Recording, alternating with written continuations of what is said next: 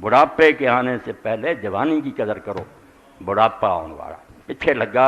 ایک دن تیرے کو مزمل ہو جانے، تیرے جوڑاں جواب دے جانا، تو اٹھن جوگا بھی نہیں رہنا اس وقت دے۔ ہوں تو پہلے جی ہوں جوانی ملی ہے کچھ کر یہ اندر نیکی کر، کوئی نمازاں پڑھ، کوئی خلق خدا کی خدمت کر، کوئی جہاد کر، کوئی دین سیکھ سکھا۔ کیسی بات اللہ کے رسول نے فرمایا بڑھاپا آنے سے پہلے جوانی کی قدر کرو،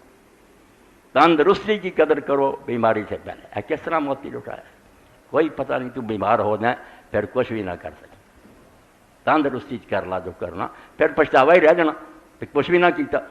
اور میں نے اللہ کے رسول علیہ السلام تے کروڑاں درود و سلام میں حضور نے یہ خبر بھی سانوں پہنچائی کہ اگر جوانی